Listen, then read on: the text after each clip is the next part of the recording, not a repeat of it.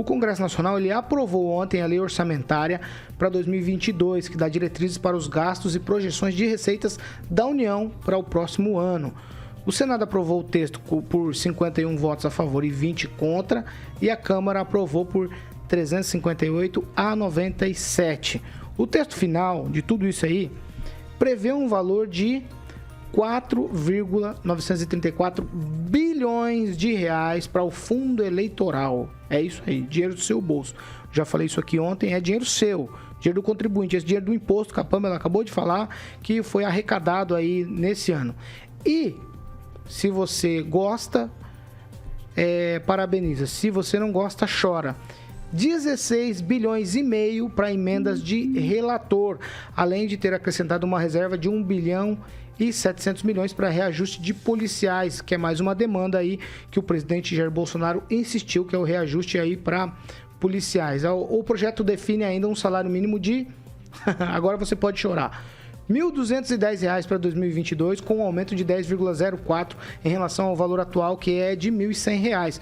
O texto prevê para 2022 despesas totais aí de 4,823 trilhões de reais e um déficit primário de 79,3 bilhões de reais.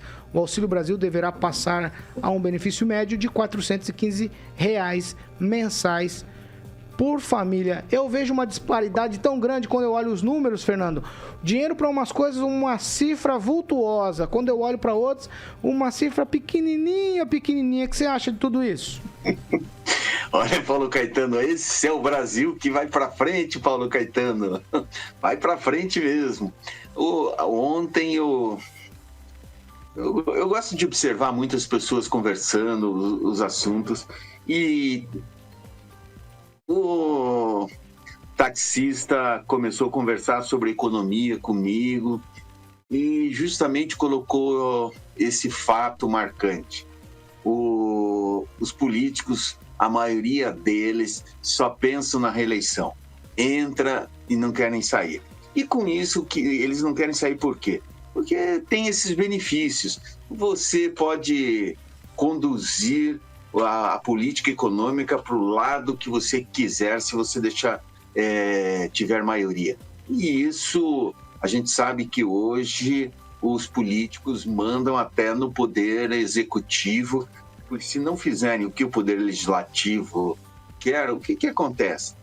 Impeachment na certa. Enquanto o executivo estiver rezando na cartilha do legislativo, os problemas não vão acontecer. Então, o que acontece? O orçamento secreto existe por quê? Existe porque os deputados federais, eles querem ter certeza que o orçamento impositivo da casa, que são as emendas parlamentares, vingue.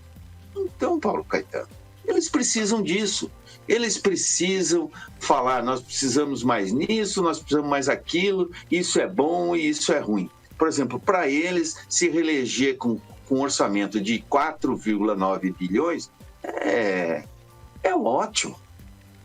Aí o resto, por exemplo, a pessoa que está na rua, que no dia 25 e no dia 31 não vai ter restaurante popular, vai passar fome, vai bater na casa de alguém por um resto da ceia de alguém. Porque existem certos tipos de políticas públicas que não podem parar nunca, e uma delas é de alimentar o povo. Aqui em Curitiba, o serviço deve ser igual aí de Maringá, eles vão parar tudo.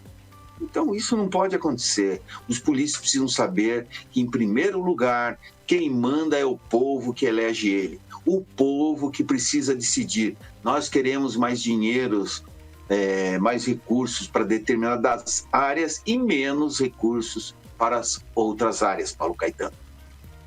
Se eu fosse o Galvão Bueno, eu não sou. Eu ia falar uma segunda frase, mas não vou falar. E você, Vitor, fosse o Arnaldo César Coelho, eu te perguntaria o seguinte: a regra do jogo, a regra é clara quando a gente se fala de Brasil, política pública, orçamento, emenda parlamentar, emenda de relator, fundo eleitoral? Estão jogando nas 4 linhas da Constituição. Estão fazendo isso. Pode. Eu só queria chamar a atenção porque, assim, Toda vez que a gente fala de fundo eleitoral, eu sou a favor do fundo público. Eu acho que o fundo, quando você tem um financiamento privado de campanha, você abre margem para uma discussão que acaba sendo um pouco mais ampla e um pouco mais difícil. Mas eu queria chamar a atenção do ouvinte para um dado. É muito mais caro você fazer uma eleição de prefeito, de vereador, de prefeito e vereador, do que você fazer uma de deputado, de governador, de presidente, deputado federal e senador. Até porque dessa vez é um só senador. Da última eleição foram 2. O orçamento em 2018 era de 1,7. Na última eleição, a gente teve que votar... Vamos colocar, o mínimo que se tem numa Câmara de Vereadores são 9 vereadores. A gente tem 5.571 municípios, 5.570 municípios. São 5.570 vezes, no mínimo, 9, além os 5.570 prefeitos que vai se eleger. Se você colocar numa média de 2 por cidade, você vê a conta que isso vai tudo. Você falou da lei orçamentária, ô Paulo, sempre tem algo, assim, emenda do relator, emenda parlamentar, eu não sou contra, porque esse dinheiro ele é revertido para as cidades, embora Mas é moeda de troca, né? Sim, a forma como é feita é errado, mas a ferramenta é certa. Divide o dinheiro pros municípios e distribui, pô. Fica mais fácil. Você pega lá, a forma é errada. Igualitário, pra uma ferramenta chame do que você quiser. É porque, na verdade, você não pode deixar tudo só na mão do executivo. Porque isso daí é do executivo. Não, mas divide igualmente para os deputados, por exemplo, do Estado. Não, dá, e aí cada um vai dividir, vai trazer. É isso que eu tô falando. Mas não é igual. Não é igual. Uns recebem, outros não recebem. Alguns municípios recebem, outros não. Aí que tá. É uma ferramenta boa, usada de forma errada. Se você pegar um martelo e tentar usar de furadeira, não vai dar certo. Evidentemente. Dá, às vezes, né? Se for uma parede de gesso, você faz o buraco. Você faz o buraco, mas não o buraco... É o buraco que o Brasil tá se enfiando. E só para deixar registrado, que você me deu o tempo já se finda, a gente tá falando de lei orçamentária. A discussão deveria ser não de fundo eleitoral, não de emenda de relator, mas sim quanto que a gente tem do nosso orçamento que está a serviço da dívida, porque esse é o problema do Brasil. O que está em serviço da dívida é um percentual altíssimo com um perfil extremamente achatado que massacra a forma de se executar o orçamento brasileiro. Os deputados, o Poder Executivo, talvez até o Judiciário, tem que pensar uma forma de amenizar o que se tem em serviço da dívida, porque é isso que quebra o Brasil. Pamela.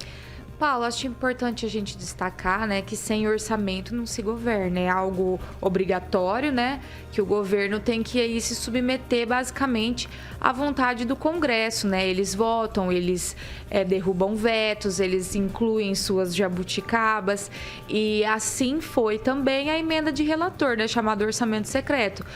A emenda de relator foi uma criação do Rodrigo Maia ainda quando era presidente, junto com a sua turma, que colocou isso aí para engessar a parte do orçamento em favor ali dos interesses dos nossos legisladores. Já comentei isso aqui no passado. Mas o mais importante, eu acho que realmente é o que o Vitor falou. A gente vê o quanto está sendo gasto com dívida e, principalmente, repensar valores. Eu tenho a impressão que o brasileiro perdeu um pouco a noção de valores, porque 4,9 bilhões, gente, é muito dinheiro. Faça o exercício de refletir sobre esse valor. É que a gente ouve falar em, essa obra ficou 3 bi, ficou 2 bi. Parece que vulgarizou a cifra. Público, exatamente. Né? Então, para e pensa. Milhões já são milhões, bilhões. A gente tem que fazer esse exercício. É muito dinheiro, é o nosso dinheiro. E não é à toa que o brasileiro está aí trabalhando metade do ano, né, só para pagar impostos. Então, a gente precisa bater nessa tecla.